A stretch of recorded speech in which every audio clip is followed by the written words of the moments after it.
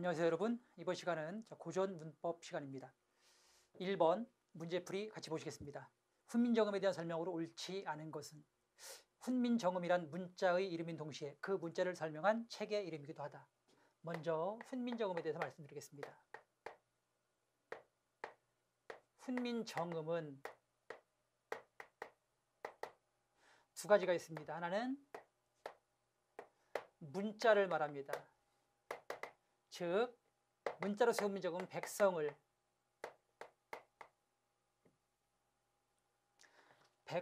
가르치는 바른 소리라는 뜻입니다.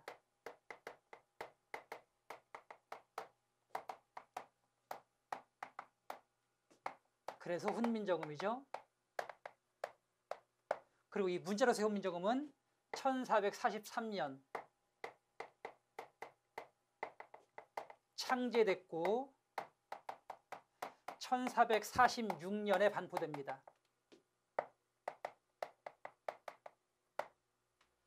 그 다음 두 번째 책으로서의 훈민정음입니다.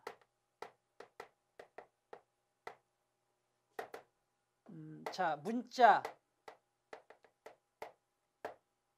훈민정음을 해설한 것입니다. 해설.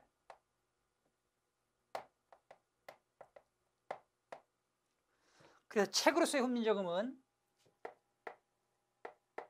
훈민정음 해례본이 있고 훈민정음 예의본이 있습니다. 해례본은 훈민정음 해례가 들어있어서 해례본이에요. 해례, 예의, 정인지서로 구성되어 있고요. 반면 예의본은 해례본 중에서 예의 부분만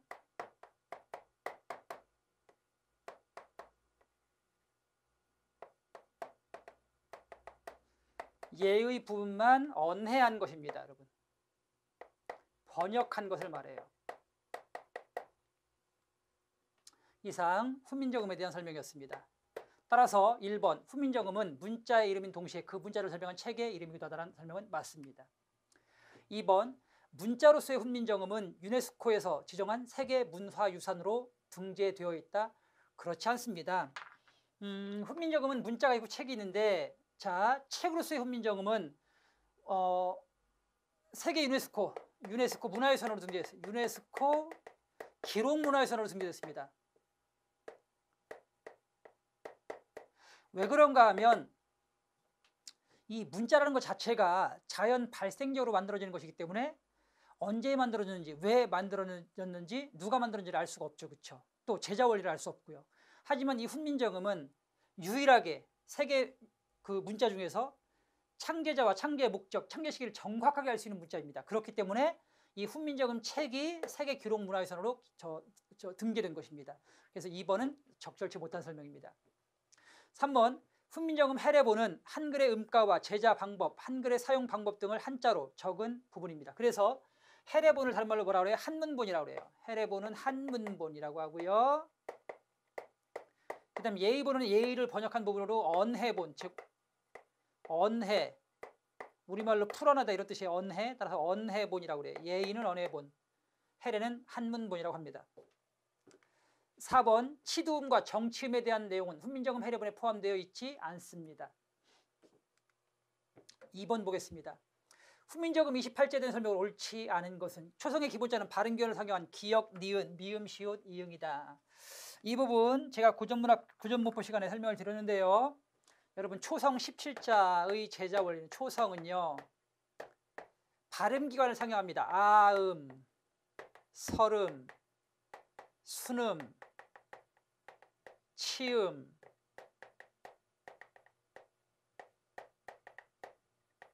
그 다음에 후음,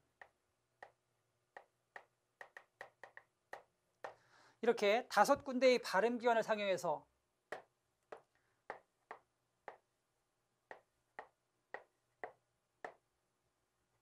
기본자를 만들죠, 여러분. 그래서 기본자는 상형의 원리로 만든 글자입니다. 먼저 혀뿌리가 입천장을 막는 모양을 본뜬 글자 기역, 그 다음에 혀끝이 윗 잇몸에 닿는 모양 니은, 그 다음 입술 모양 미음, 이의 모양 시옷, 목구멍의 모양 이응. 이 기본자를 만들고 이 기본자에다 뭐 했어요? 상형, 기본자에다 뭐 했죠 여러분? 가획, 획을 더했죠, 그죠?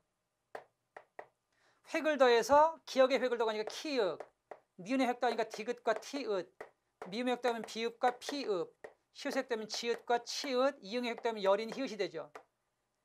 여린 히읗과 히읗이 됩니다. 마지막으로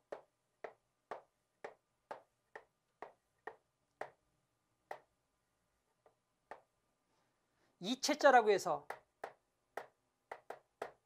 발음 기관은 같은데 기본자와 모양을 달리하는 글자가 있습니다. 그래서 아음의 이체자 옛니응, 설음의 이체자 리을, 치음의 이체자 반치음, 총 17자를 만든 거죠. 그래서 17자 중 기본자는 발음 기관을 뭐한 것이다? 상형한 것이다. 상형. 알겠습니까 여러분? 그래서 상형의 원리로 만든 글자가 바로 우리 초성 기본자다. 그럼 기본자는 발음 기관을 상형한 기역, 니은, 미음, 시옷, 이응 맞고요. 그 다음 초성 17자에는 전탁자인 쌍기역, 쌍디귿, 쌍비읍, 쌍치읒, 쌍시옷은 포함되어 있지 않습니다. 왜요? 왜 포함되어 있지 않아요 여러분? 새로 만든 글자가 아니라 같은 글자를 옆으로 나란히 쓴 것일 뿐이죠, 그죠? 예, 같은 글자를 옆으로 나란히 쓴 것이기 때문에 초성 17자 기본자에는 들어가 있지 않습니다. 그 다음 자 이번엔 중성입니다. 중성은 천, 지, 인, 하늘, 땅, 사람 이 세 가지를 삼재라고 하는데 이 삼재를 상형해서 역시 기본자를 만들죠.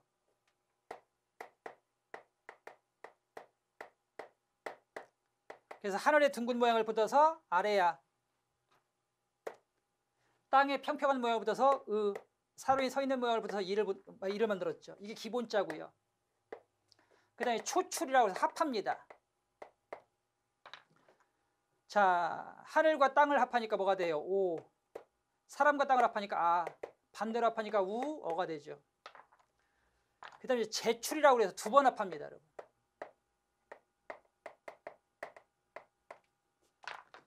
요, 야, 유, 여 이렇게 해서 총 11자입니다. 중성은 11자가 되겠습니다.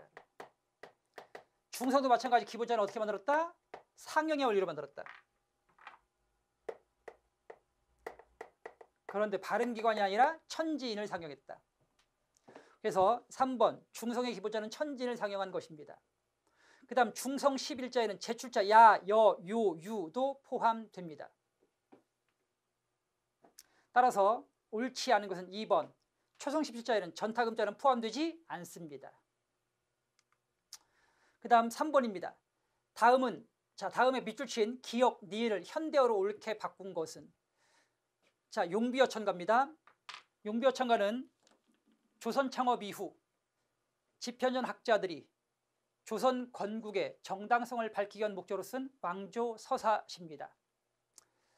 같이 보시겠습니다. 태자를 한알히 가래샤 가리시어 형의 뜻이 이러시날 이루어지시거늘 성손을 내시니이다 내셨습니다.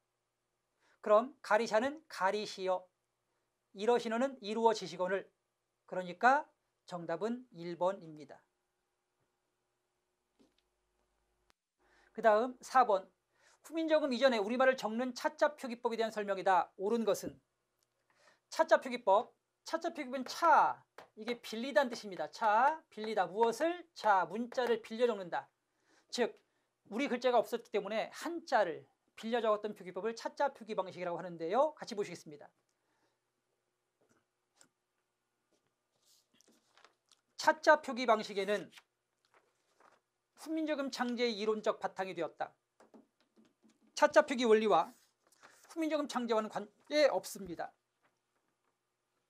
2번 차자 표기는 고려 초기에 불교의 영향을 받아 시작되었다. 그렇지 않습니다. 신라 시대에도 향찰이라고 해서 한자를 빌려 적는 표기법이 있었습니다. 그 다음 3번 향찰은 대체로 훈주, 종의 원리가 적용되었다.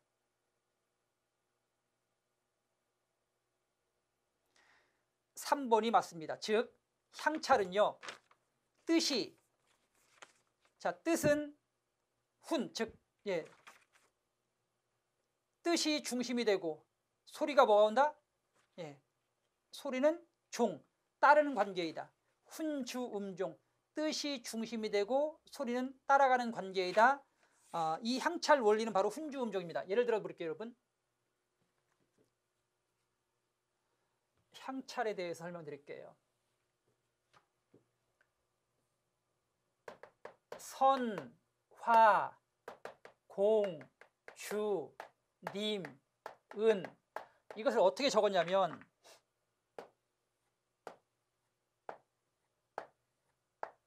이제 향찰로 적는데요. 향찰로 이렇게 적습니다. 선, 화, 공, 주, 은.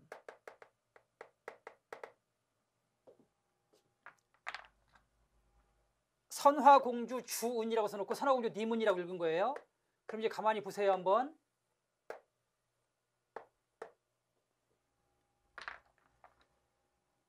선화공주주 고유명사니까 고유명사는 한자에 뭘 빌려와요? 그냥 한자에 음을 빌려요. 자, 그 다음에 보세요 여러분.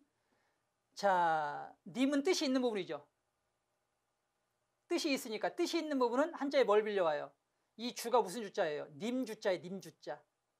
그래서 님주자를 써놓고 님이라고 읽었으니까 한자의 뜻을 빌려왔죠. 반면 자, 은은 조사니까 뜻이 없죠. 무슨 말이냐면 님은 뜻이 있잖아요. 뜻이 있으니까 뜻이 있으면 자, 한자의 뜻을 빌려오고 은은 뜻이 없잖아요. 뜻이 없으니까 한자에 뭘 빌려온다? 즉 소리를 빌려왔잖아요. 뜻을 훈이라고 해요. 훈. 뜻이 있으면 훈을 빌려오고 뜻이 없으면 음을 빌려와요. 결국 뜻이 중심이 되고 음은 따라가는 관계죠. 또 동경, 밝기, 달에. 동경, 밝기, 달에. 요게 이제 이건 처용가인데요.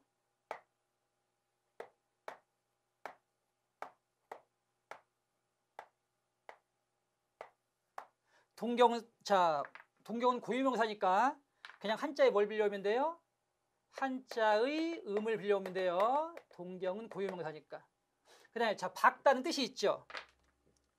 밝다는 뜻이 있습니다. 반면 기는 어미니까 뜻이 없습니다. 달은 체언이니까 뜻이 있죠. 애는 조사니까 뜻이 없죠. 그래서 뜻이 있는 부분은 한자에 뭘 빌려와요? 한자의 뜻을 빌려와죠. 그래서 밝다, 밝을 명자를 적어요. 그 다음에 기는 뜻이 없으니까 그냥 한자에 소리만 빌려와요. 그 다음 달은 뜻이 있으니까 한자에 뜻을 빌려 적어요. 달. 애는 한자에 음을 빌리죠. 그래서 동경, 명기, 월량이라고 적어놓고 뭐라고 읽어요? 동경, 밝기, 달이라고 읽어요. 즉 뜻이 있으면 뜻을 빌려오고 뜻이 없으면 소리만 빌려주는 것이 한자의 차자 표기법, 향찰의 표기 방법입니다. 그래서 고유명사는 뜻이 없으니까 뜻이 있으면 훈, 뜻이 없으면 뜻이 있으면 훈, 뜻이 없으면 음이 되는 것입니다. 이상 향찰 표기법은 대체로 훈주, 음중의 원리가 적용된 것이 맞습니다. 4번, 3번 되겠습니다. 그 다음 4번, 구결은 주로 희롱문서를 작성하는 데 사용되었다? 아닙니다, 여러분. 실용문서를 사용해서 작성된 건 이두입니다. 이두. 이두가 실용문서 작성에 사용.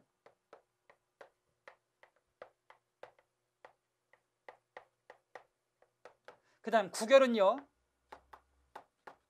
한문 문장에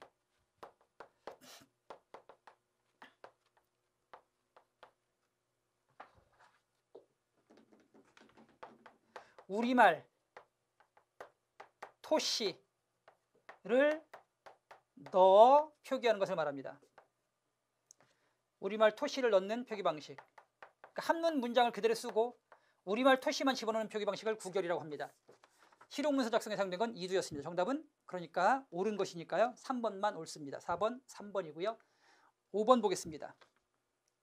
다음은 훈민정음 창제를 반대한 최만리의 상소이다. 반대의 논리적 근거가 다른 것은, 자, 기억. 언문 창제는 4대 모화의 도리에 어긋난다. 즉 중국을 형님의 나라로 섬기는 이 4대 사상에 어긋난다는 얘기입니다. 니은, 한자 아닌 글자를 따로 만들어 쓰는 것은 오락이라는 뜻이다. 역시 마찬가지입니다. 중국에 대한 도리에서 어긋나는 것이다. 즉 중국을 중심으로 삼는 4대 사상에서 어긋나는 것이다. 맞습니다. 언문으로 입신한다면 성리의 학문을 궁구하지 않을 것이다. 성리학, 즉 중국의 학문이죠.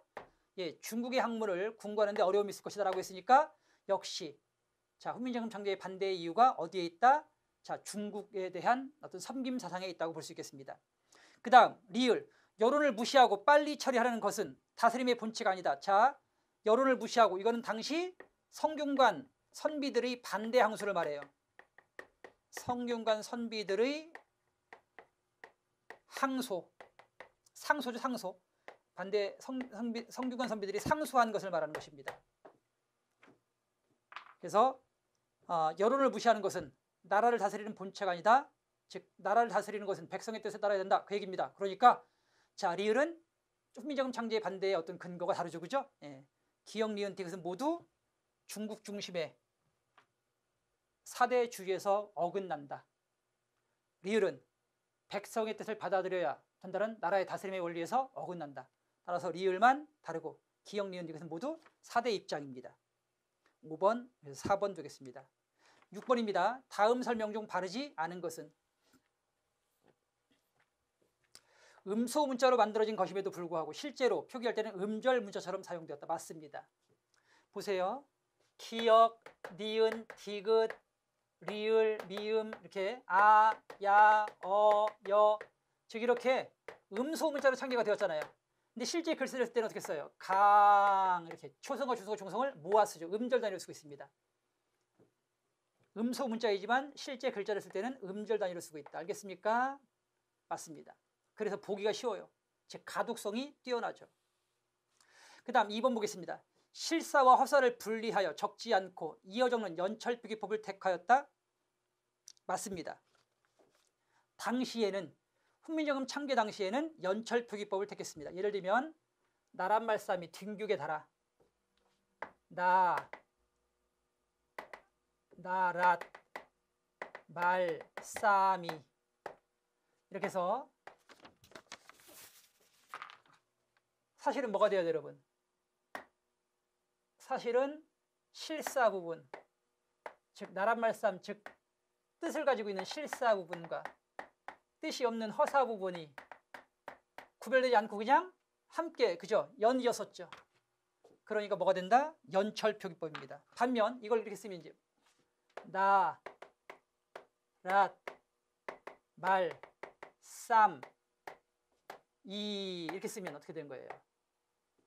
실사와 허사를 구분하는 거죠. 그래서 이렇게 실사와 허사를 구별하면, 실사와 허사를 구별하지 않으면 무슨 표기법? 연철표기법. 연철표기법, 이거는 연철. 실사와 허사를 구별하면 이건 분철표기법이라고 그래요. 따라서 15세기 표기법은 자, 분철표기법이 맞습니다. 그 다음 5번 보겠습니다. 3번 보겠습니다. 홑 글자들을 병서 또는 연서하는 방식으로 많은 글자를 만들어 사용했다. 맞습니다. 자, 병서, 같은 글자를 옆으로 나란히 쓰는 것을 말합니다. 기역, 쌍기역, 그 다음에 디귿, 쌍디귿, 자, 비읍, 쌍비읍 같은 각자 병서뿐만 아니라 서로 다른 글자를 옆으로 나란히 쓰는 합용 병서 또한 있었습니다. 그 다음 연서법, 연서법은요, 미음과 비읍과 피읍이 있습니다. 순음이라고 그래요. 미음, 비읍, 피읍 같은 순음에다가 이응을 이었으면 뭐가 돼? 미음 순경음, 비읍 순경음, 피읍 순경음입니다. 그래서 순경음을 만들어 쓰는 규정을 연서법이라고 그래요. 순경음, 즉 입술 가벼운 소리. 즉 연서법과 병서의 방법으로 수없이 많은 글자들을 만들어 사용했습니다. 4번, 훈민정음 체계 속에는 성조를 표기하기 위한 방점이 포함되어 있습니다. 그래서 방점, 평성, 평성은 처음부터 까지 낮은 소리, 평성은 점을 찍지 않습니다. 상성, 상성은 처음은 낮으나 끝은 높은 소리, 2점을 찍습니다. 거성, 거성은 처음부터 끝까지 높은 소리입니다. 1점을 찍습니다.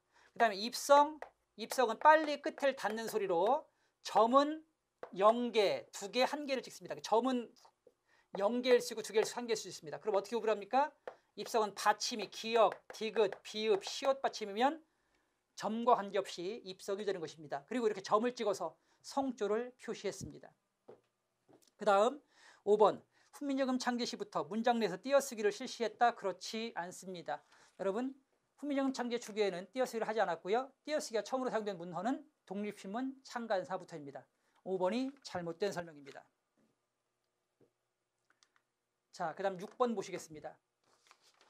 다음은 훈민정음 창제의 원리를 설명한 것이다. 괄호 안에 들어갈 말로 부적절한 것은 초성 곧 무엇은 발음기관의 모양을 본떴음을 알 수 있으니. 자, 그럼 기억에 들어갈 말 초성의 기본자겠죠. 그렇죠? 기본자 기역, 니은, 미음, 시옷, 이응은 발음기관 발음기관인 아, 설, 순, 치, 후. 아음은 어금니, 설음은 혀, 순음은 입술, 치음은 이, 후는 목구멍입니다. 따라서 기역은 곧 초성 곧 기본자는 뭐가 들어가야 될까요? 기본자 기역, 니은, 미음, 시옷, 이응. 자, 즉 자음이 되겠죠. 그죠? 예, 자음은 초성 곧 자음은 발음견의 모양을 본떴음을 알 수 있으니 이는 곧 무엇의 원리이다? 상형의 원리이다. 상형, 발음기관의 모양을 본떴다. 즉 상형의 원리이다. 아음인 기역은 혓뿌리가 목구멍을 막는 모양을, 설음인 니은은 혀끝이 윗잇몸에 닿는 모양을 본떴다. 그 다음 이처럼 모양을 본떠서 만든 초성은 기역, 니은, 미음, 시옷, 이응의 5글자이다. 이 5글자를 기본자로 삼고 기본자의 가획, 즉 획을 더하는 방식을 취하였으니 이는 곧 가획의 원리이다. 기역의 획을 더하여 키윽을, 니은의 획을 더하여 디귿을, 디귿의 획을 더하여 티읒을 만든 것이 그것이다. 한편 옛니응, 반치음, 리을을 뭐라고 한다? 기본자와 발음나는 기관은 같으나 모양을 달리한다고 해서 이체, 그죠? 예, 다를 이자 몸체자를 씁니다. 다르다, 모습이 다르다. 그래서 이체라고 합니다. 그러면은 자, 다음 중 적절치 못한 것은, 자, 기역은 자음, 니은은 상형, 디귿. 자, 디귿 획을 더해가는 방식, 즉 그건 뭐야? 가획. 그죠? 획을 더한다 해서 가획이라고 해요. 그러니까 병서가 아니라 가획입니다. 디귿이 틀려서 병서는요, 같은 글자를 옆으로 합해 쓰는 방식입니다. 그 다음 8번입니다. 훈민정음에서 설명한 내용과 부합하지 않는 것은 냉종소리 다시 첫소리니라. 여러분 여기 보세요. 세종 당시에 초성과 중성은 만들었는데 종성은 어떻게 써요? 종성은 새로 글자를 만들면 글자가 복잡해지잖아요. 그래서 어떻게 했다? 종성은 글자를 새로 만들지 않고 초성을 다시 갖다 씁니다. 그게 종성, 종성은 부, 다시 용 쓴다. 무엇을? 초성을. 알겠습니까? 종성은 초성을 다시 쓴다. 즉 초성을 다시 갖다 써도 좋다. 그러니까 기역, 냉중소리는 다시 첫소리를 쓴다. 맞습니다. 알겠습니까? 그 다음 니은입니다. 첫소리를 어우러 쓸 것 같으면 합해 쓰라. 즉 첫소리를 어울려 쓸 것 같으면 합해 쓰란 얘기입니다. 즉 병서법 규정입니다. 그 다음 이와 아와 어와 야와 여와란 오란역에 붙여 써라. 즉 오른쪽에 붙여 써라. 자음을 모음에 붙여 쓰는 방법 부서법 규정입니다. 리을, 무릇 글자는 모름지기 어울러져야 소리가 난다. 즉 소리를 이루는 규정 방법에서 성음법입니다. 무릇 모든 글자는 표성과 중성이 합해져야 소리를 이룬다. 성음법. 그래서 여기 보세요 여러분. 무릇 글자는, 근데 여기서 글자는 한자를 말합니다. 글자는, 즉 한자는 초성, 중성, 종성이 합해져야 한다.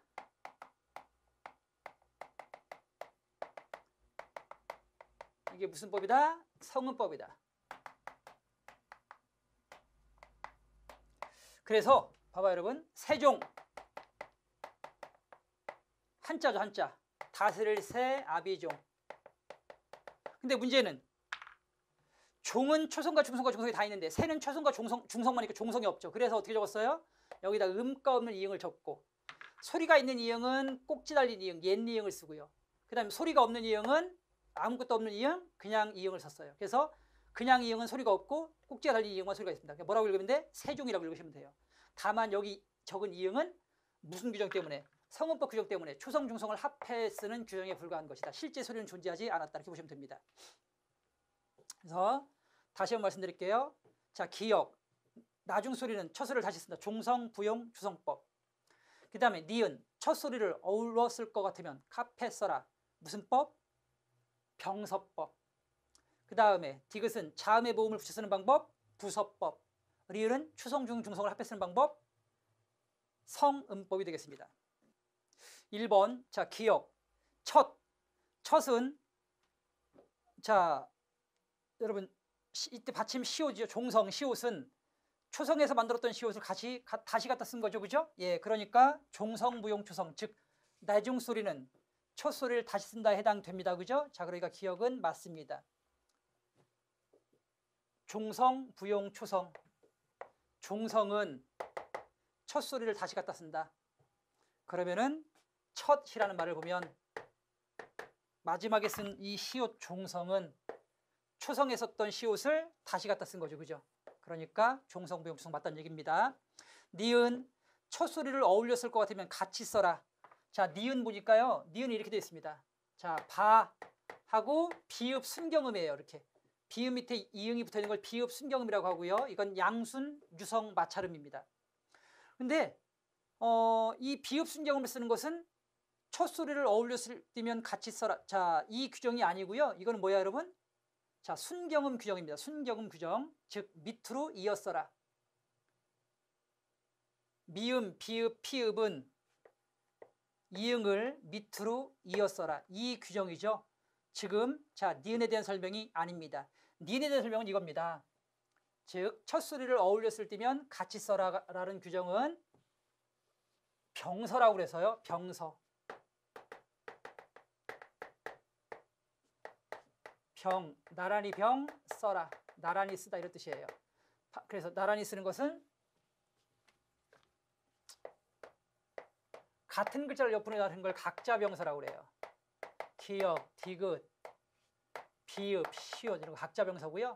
그 다음에 서로 다른 글자를 옆으로 다는 걸 합용사라고 해요. 시옷, 기역, 비읍, 시옷, 시옷, 디귿 이렇게 이게 병서고요. 그 다음에 연서라고 해서 밑으로 이어쓰기라는 방법이 있어요. 연서 밑으로 이어써라. 그래서 미음과 비읍과 피읍을 밑으로 이응을 쓰면 순경음, 즉 미음 순경음, 비읍 순경음, 피읍 순경음이 됩니다. 그러니까 2번은 잘못된 예제입니다. 디귿 이와 아와 어와 야와란 오란역에 붙였어라. 즉 여를 니은 오른쪽에 붙였었죠. 그렇죠? 녀. 그러니까 맞습니다. 무릇 글자는 물음직이 어울려져야 소리가 난다. 민, 초성, 중성, 중성이 모두 합해졌습니다. 그러니까 자 2번만 적절치 않습니다. 9번입니다. 훈민정음 중 발음기관의 모양을 본떠서 만든 기본자로만 묶인 것은 자 기역, 니은, 미음, 시옷, 이응입니다. 아음 기본자 기역, 설음 기본자 니은, 순음 기본자 미음, 치음, 시옷, 후음, 이응이 되겠습니다. 그 다음 훈민정음 제자에서 가획에 해당되지 않는 것은 가획은 획을 긋는다는 뜻인데요. 크, 드트, 부프, 즈츠, 흐 이 9개의 글자가 가획자입니다. 자, 기역에 대응해서 키읔, 니은에 대응해서 디귿, 미음에 대응해서 비읍이지만 이응에 대응해서 가획자는 열인 히읗과 히읗입니다. 옛니응은 가획자가 아니라 이체자입니다. 기역의 이체자. 알겠습니까? 기역과 발음 위치는 같으나 모양이 다른 이체자입니다. 따라서 4번이 잘못된 설명입니다. 그 다음 11번 모시겠습니다. 다음에서 설명하는 훈민정음 제자 원리에 해당하는 것은 기역, 디귿, 비읍, 시옷, 지읒, 히읗 등을 가로로 나란히 쓰면 쌍기역, 쌍디귿, 쌍비읍, 쌍시옷, 쌍지읒, 쌍히읗을 만드는 것인데 필요한 경우에는 시옷 기역, 시옷 디귿, 시옷 비읍, 비읍 디귿, 비읍 지읒, 비읍 티읕 뿐만 아니라 비읍 시옷 기역 등 3자 합용 명사도 만들어 썼다. 자, 같은 글자를 옆으로 나란히 쓰는 또는 서로 다른 글자를 합해 쓰는 합용 또는 각자 병서 규정 방법에 대해서 설명하고 있습니다. 그럼 1번 자 상형, 2번 가획, 3번 병서, 4번 연서. 정답은 몇 번? 3번입니다. 12번입니다. 훈민정음 제자해에서 보세요. 상, 본 땄다, 설, 부, 혀가, 부, 닫는다, 상, 악지형, 윗, 잇몸, 혀가 윗, 잇몸에 닿는 모양을 본뜬 글자. 보세요, 여러분. 발음기관이 이렇게 있으면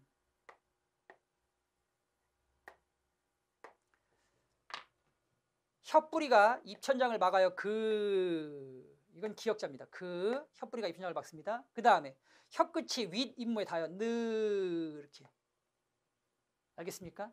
따라서 혀뿌리가 입천장을 막는 모양은 기역 글자, 혀의 끝이 상악 윗 잇몸에 닿는 모양은 니은자가 되겠습니다. 시옷은 상치형, 이응은 상후형이 되겠습니다. 그 다음 13번입니다. 휴대전화 문자 입력 방식 중 훈민정음 창제에 나타난 가획의 원리에 해당하는 것은, 가획은 획을 더해서 문자를 만든 규정인데요. 자, 기역을 2번 누르면 쌍기역이 되고 디귿을 2번 누르면 쌍디귿이 된다. 이거는 가획이 아니라 무슨 규정이다? 병서 규정입니다. 병서 규정, 합용 병서에 해당됩니다. 2번 기역 다음에 별을 누르면 무엇이 되고 키읔이 되고, 니은 다음에 별을 누르면 디귿이 된다. 기역, 키읔, 니은, 티읕, 니은, 디귿, 티읕. 이게 가획 방식이죠. 정답은 2번입니다. 그 다음 이 다음에 아를 누르면 아가 되고, 그 다음에 아 다음에 을을 누르면 오가 된다. 이건 뭐죠, 여러분? 자, 합용의 방법이죠. 추출, 모음의 자음을 합해 쓰는 추출 방법이. 추출 어디 갔어요, 여러분? 중성자에서. 자, 보세요. 추출자죠, 그죠? 의하고 을을, 아래하고 을을 합했으면 오가 되고, 아래하고 을을 합했으면 아가 된다. 추출자입니다. 추출자. 그 다음 아 다음에 이를 누르면 애가 되고, 오 다음에 아를 누르면 와가 된다. 이게 이제 합용입니다. 합용, 합해 쓰는 방법. 자, 모음자 합용의 방법이고요. 그래서 지금 가획의 방식에 해당되는 것은 몇 번이다? 자, 2번. 2번만 가획. 1번은 병서. 따라서 정답은 몇 번이다? 2번 되겠습니다. 14번입니다. 훈민정음에 대한 설명으로 옳지 않은 것은, 초성자는 훈민정음 해례본의 설명에 따르면 발음기원의 모형을 본떠서 만들었습니다. 맞습니다. 중성자는 훈민정음 해례본의 설명에 따르면 천지인 삼재를 기본으로 만든 것입니다. 그 다음 3번 현대 한글 맞춤법에 제시된 한글 자모의 순서는 훈몽자회의 자모 순서와 같다. 훈몽자회의 자모 순서에서 영향을 받은 것은 사실이나 같지는 않습니다. 비슷합니다. 3번이 틀렸습니다. 4번 훈민정음이 처음 만들어졌을 때는 기역을 기역이라고 부르지 않았던 것으로 보인다. 훈민정음을 처음 만들어졌을 때는 기역에 대한 명칭이 없었고요. 이 기역, 즉 자모자의 명칭을 처음 부여한 문헌은 최세진의 훈몽자회입니다. 그래서요, 훈몽자회의 국어사적 가치를 몇 개 말씀드릴게요. 훈몽자회,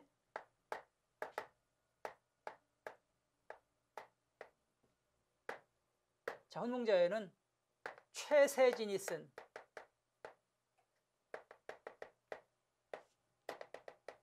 어린이용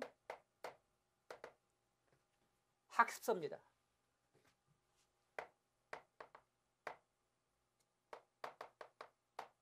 그런데 이게 1572년인가 아마 됐을 거예요. 중종 때. 근데 이게 이제 어떤 가치를 갖느냐? 자, 한글 자모의 명칭을, 우리가 쓰고 있는 기역, 니은, 디귿 같은 이런 자모의 명칭을 최초로 부여했습니다. 그리고 세 번째, 한글 자모의 배열 순서가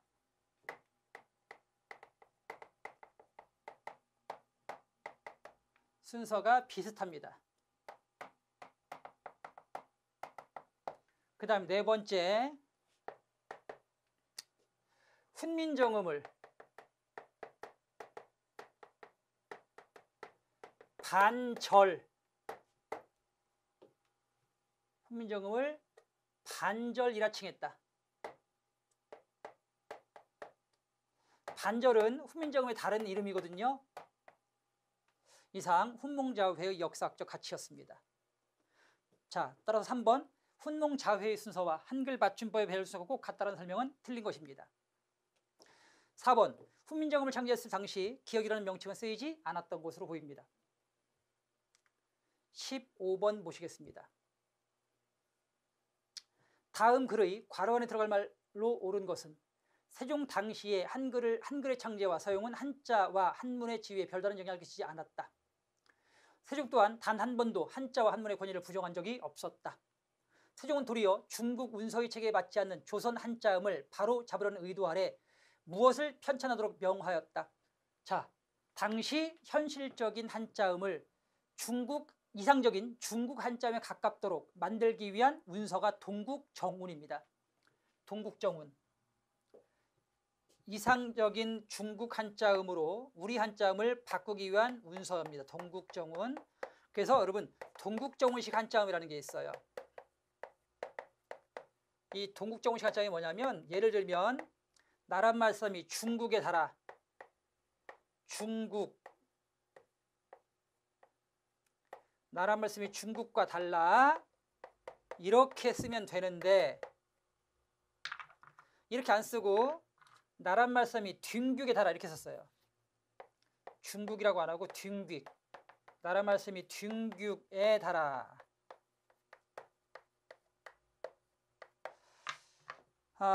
자, 뒹국에를 안 썼다는 얘기는 이 당시에는 비교역 부사격 주소로 에가 쓰이지 않았다는 것을 의미하고요. 예. 자, 그 다음에 이제 문제는 왜 중국을 뒹국으로 썼냐 이거예요.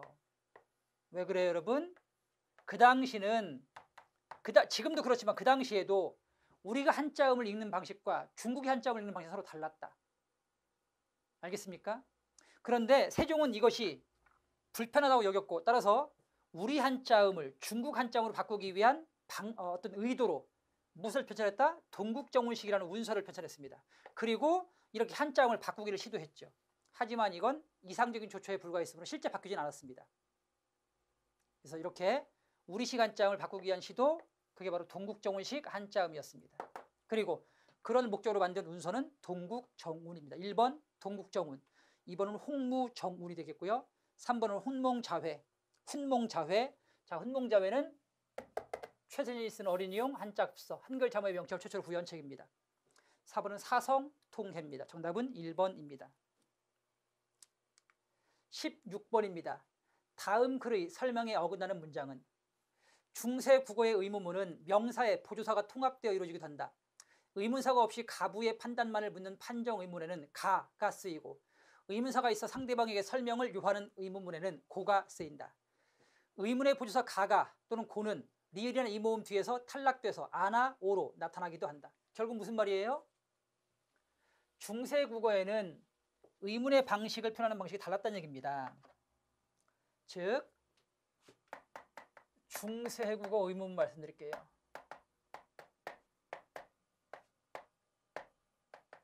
첫 번째, 설명 의문문, 즉 청자에게 물음에 대해서 설명할 것을 요구하면 설명 의문이에요, 여러분.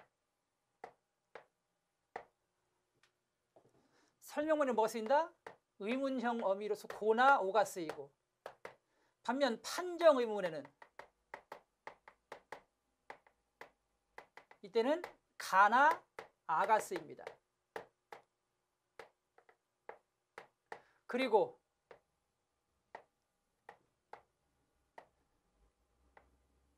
이인칭 의문에는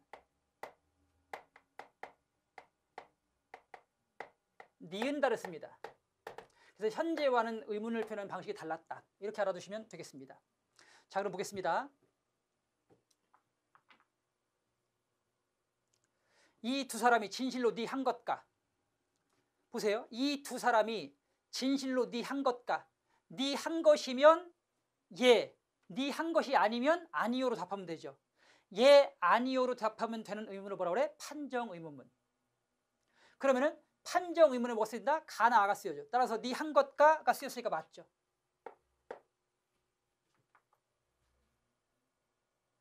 그 다음 2번. 그대 가지요 아니요. 자, 가지요 아니요. 가지요 아니요 물어봤잖아요. 그렇죠? 가지요면 예, 아니요면 아니요라고 답하면 되죠. 그럼 이것도 판정 의문이니까 뭐가 쓰여야 돼요? 아, 판정 의문에는 가나 아가 쓰는 거니까 이때는 아니오를 쓰면 안 되고 가지아 아니 아를 써야 되겠죠. 2번이 잘못됐습니다. 3번 느리샤 이 어떤 광명고 어떤 광명이냐고 물어봤잖아요. 그죠? 그럼 어떤 광명인지 뭐 해줘야 돼요? 설명해야 되잖아. 예 아니오로 답하면 안 되잖아. 따라서 이때는 설명 의문이니까 뭘 썼다? 고를 썼네요. 그 다음에 법법이 무슨 얼굴로 무슨 얼굴인지 역시 설명해 줘야 되잖아요. 그러니까 뭘 썼다? 오를 썼잖아요. 설명에는 고나 오, 판정에는 가나 아. 이 규칙에서 어긋난 건 몇 번이다? 2번입니다. 다음 17번입니다. 높임법의 유형이 다른 하나는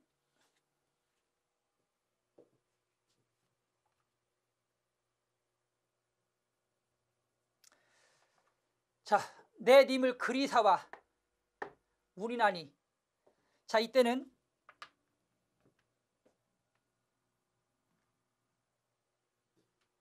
객체 높임법이 사용되는데요.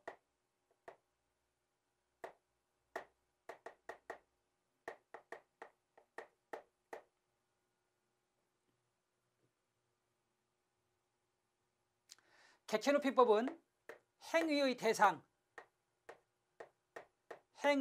대상, 즉 목적어나 부사어를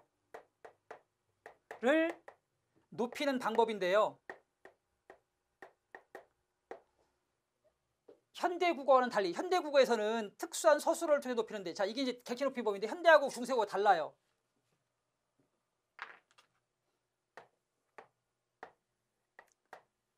현대에도 객체 높임법이고 중세도 객체 높임법인데 중세에는 객체를 높일 때는 특수한 선어머럼이 사용, 선어머럼을 사용. 선어머럼이 삽, 그 다음에 반치음 삽, 그리고 잡 이렇게 세 개를 썼어요. 이 세 가지를 써서 객체를 높였어요. 반면 현대로 오면서 객체를 높이는 선어머럼은 없어져요. 이게 없어지고 지금은 그냥 특수한 서술어.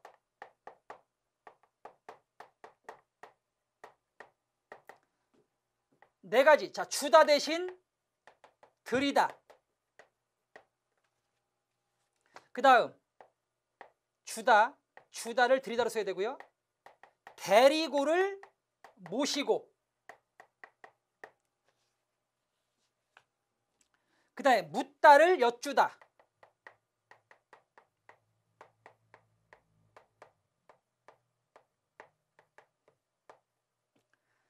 그 다음 만나다를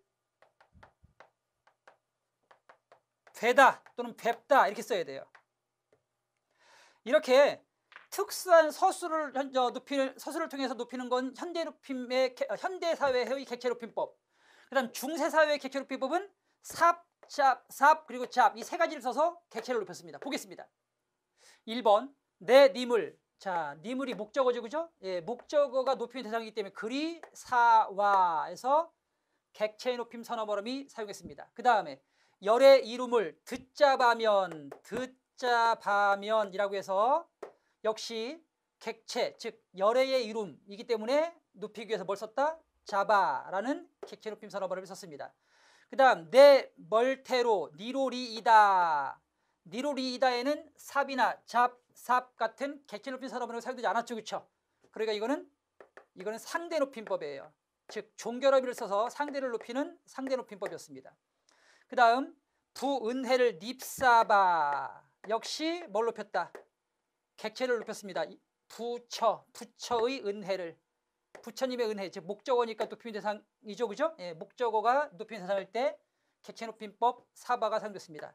그다음에 화상, 무자오대, 화상께, 무자오대, 즉 역시 마찬가지 화상께, 화상이 높임의 대상이니까 자 듣자오대에서 자를 썼습니다. 즉 이렇게 객체 높임 선어버릇이 삽, 잡이 사용되면 객체 높임법. 하지만 그게 사용되지 않으면 객체 높임법이 아니고 상대 높임법이 되는 겁니다. 자, 이는 상대 높임법입니다. 그 다음 중세국어에도 주체 높임법은 똑같이 시를 썼어요. 좀 어려운 문제죠, 그죠? 예, 주체 높임법은 시. 근데 중세국어의 객체 높임법은 뭘 썼다? 삽, 잡. 그리고 상태 높임법에는 이를 썼다. 이것만 알아두시면 되겠습니다. 이상 17번이었습니다. 18번입니다.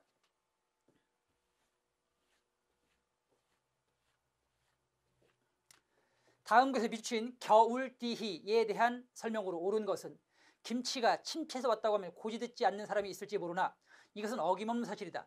이 단어는 훈농자외 딤체조라고 보이는데 이 딤체보다 더 오랜 고유어로 디희가 있었음을 덧붙여둔다. 두시원의 권삼의 원문에 동을 겨울띠희라 번역한 데서 이 소중한 단어가 확인된다. 전라지방에서는 지금도 김치를 무슨 지라고 하잖아, 그죠? 예. 서울말에도 오이지, 짠지 등에서 지가 있는데 알고 보면 이 지는 결국 디가 변한 것이다. 자, 1번 17세기 자료를 토대로 재구성한 파생어이다. 겨울과 지가 만났잖아요, 그죠? 그러면 겨울은 명사, 지도 김치란 뜻의 명사니까 이건 파생어라 뭐가 된다? 합성, 명사명사는 합성어 되는 거죠, 그죠? 1번 틀렸습니다. 2번 가을의 김치란 뜻의 파생어이다. 가을의 김치가 아니고 겨울의 김치입니다. 그러니까 이것도 틀렸습니다. 파생어도 아니고 합성어입니다. 그 다음 겨울, 그리고 그 다음에 시옷, 관용격 초금, 그 다음에 지희로 형투소가 분석되는 것 맞습니다. 4번 디희가 지가 된 건 단모음화가 아니라 디귿이 지읒으로 바뀌었으니까 무슨 현상입니까, 여러분? 디귿이 이모음에서 지읒으로 바뀌는 국외음화 현상입니다. 따라서 옳은 설명으로 된 것은 정답 3번입니다. 다음 19번까지만 풀겠습니다. 19번 국어의 역사적인 변화에 대한 설명으로 옳은 것은 15세기 국어의 모음 에, 왜, 위 등은 현대 국어로 오면서 소리값이 바뀌었다. 자, 여러분 여기 보세요. 앞서 제가 자음체계와 모음체계를 설명드릴 때 자, 모음체계 천지인을 본떴다고 말씀드렸죠. 천지인, 하늘의 아래야, 땅의, 사람이 서 있다 이, 그다음에 초출하면 뭐가 된다? 오아, 우어, 제출하면 뭐가 된다? 요야, 유여가 돼요. 그런데 자, 이걸 다시 아래야, 의, 오아, 우어는 모두 무슨 모음? 단모음이고요. 반면 요야, 유여는 무슨 모음? 이중모음이잖아요, 그죠? 여기서 확인될 수 있는 사실은 뭐예요? 중세국어의 단모음은 몇 개밖에 없었다. 하나, 둘, 셋, 넷, 다섯, 여섯, 일곱 개밖에 없었다. 즉, 그죠? 일곱 개 없었어요. 하나, 둘, 셋, 넷, 다섯, 여섯, 일곱. 그러니까 이 일곱 개를 제외한 나머지 모음 모두 무슨 모음이다? 이중모음이었다. 그러니까 자, 지금 왜, 위는 단모음이면 중세국어에는 무슨 모음이었다? 아이, 어이, 오이, 우이 같은 모두 이중모음이었다. 현대국어로 오면서 바뀐 것입니다. 그 다음 2번 15세기 국어의 주격조사에는 가와 이가 있었지만 점차 이가 더 많이 쓰게 됐다. 그렇지 않습니다. 자, 15세기 주격조사에는 이만 있었습니다. 그랬다가 17세기 들어 가가 생긴 것입니다. 그 다음 어리다라는 단어의 뜻은 나이가 적다에서 현대국어로 오면서 현명하지 못하다, 어리석다로 바뀌었다. 아닙니다. 원래 어리석다의 뜻에서 지금은 나이가 어리다로 바뀐 것입니다. 4번 15세기 국어는 방점으로 소리의 장단을 표시했으나 그 장단은 점차 소리의 높낮이로 바뀌었다. 상성만 소리의 높낮이로 바뀐 것입니다. 그리고 참 15세기 국어의 방점은 소리의 장단이 아닌 뭐였다? 소리의 높낮이를 표시했고 높낮이가 이제 뭐가 된 거다? 높낮이가 장단으로 바뀌어. 이게 바뀌었습니다, 여러분. 15세기 국어는 방점으로 높낮이를 표시했고 그 높낮이가 현대국어로 오면서 장단음으로 바뀐 것입니다. 상성이 장음으로 바뀌었습니다. 그래서 2, 3, 4는 모두 틀리고 1번만 맞습니다. 자, 여러분 20번 같은 문제는요, 그 공무원 국어시험에서는 거의 출제되지 않으니까 20번 문제는 무시해도 좋습니다, 여러분. 자, 7급 문제였고요. 그거는 풀 수 있는 문제가 아니었습니다, 여러분. 자, 나머지 문제는 생략하겠습니다.